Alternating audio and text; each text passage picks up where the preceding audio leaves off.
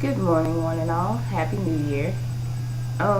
Today I want to talk about Cuphead and Bendy the Ink Machine. I know, right? Um, so I found out about Cuphead a while before it came out. And a while in quotation marks. I would say maybe a few weeks or a few months. The first time I came across it, it had already postponed its original release date to September, and when it finally did come out, it set the market ablaze. I have not seen anything like this since Undertale about 3 years ago. And I was actually on this bandwagon from day one. They were very transparent about the first time they went platinum and then just recently going double platinum, and I'm so happy to see a game like this gain such traction and momentum. At the same time, the only way I found out about Bendy and the Ink Machine is because of Cuphead, because I got Cuphead from a coworker that was very excited about its release, and I had been following it since then.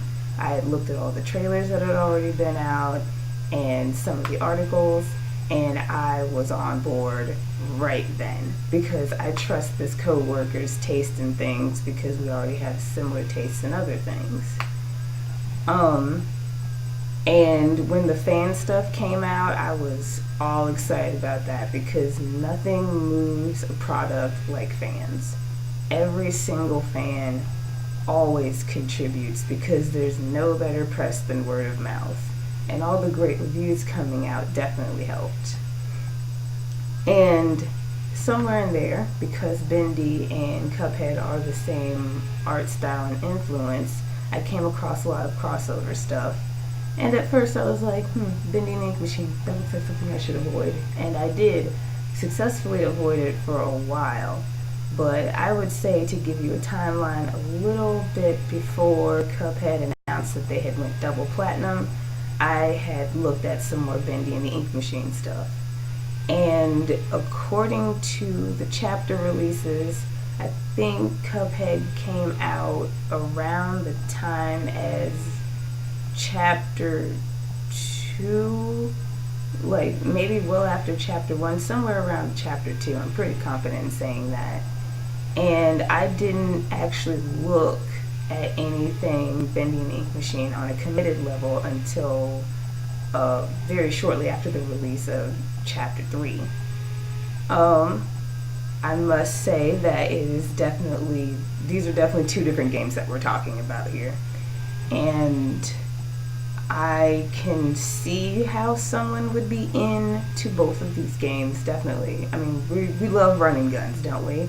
We love running guns and killing the bosses, whereas Bendy is a much more sinister thriller horror tone.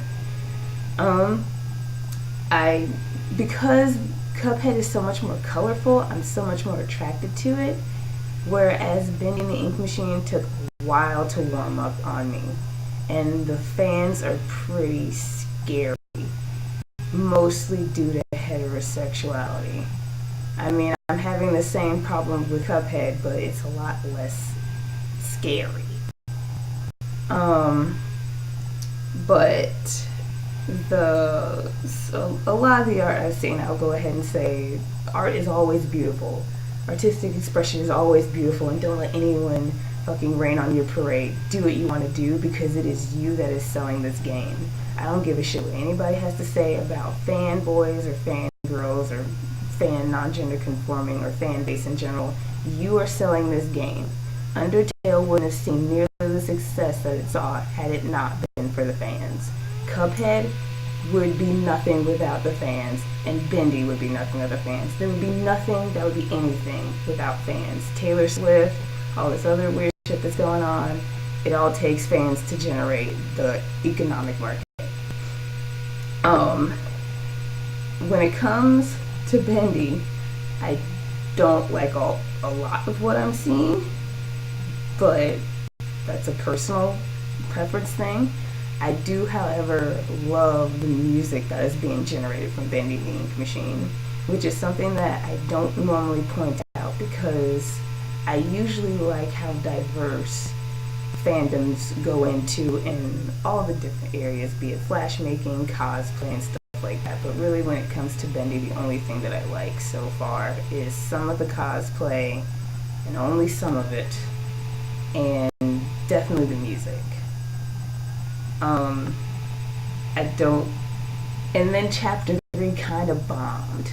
I mean, people still bought it, but the feedback was, and I know why, because I watched the playthroughs.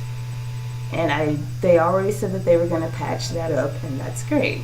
I like how responsive to the fans the Meatly studio particularly is, because that's still a rare thing, be you AAA or indie.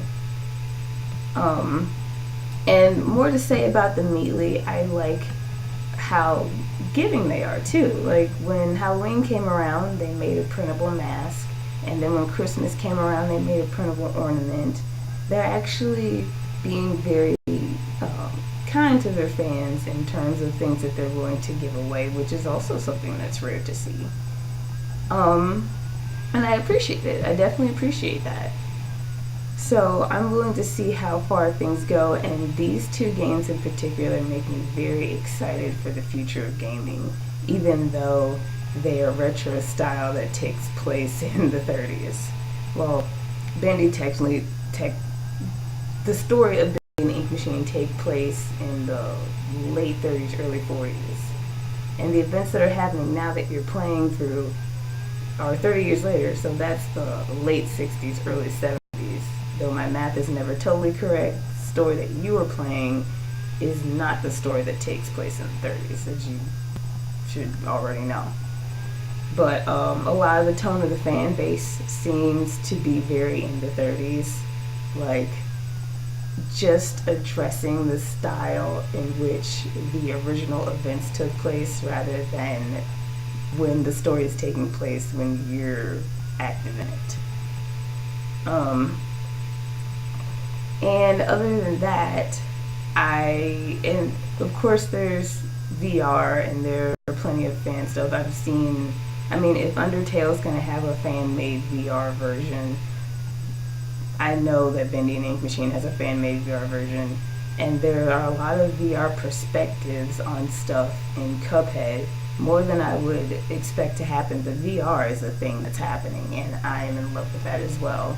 Now let's just make it more affordable and run on crappy computers. But that's it in the meantime. Take care of yourselves and each other, and don't let anybody yuck your yum.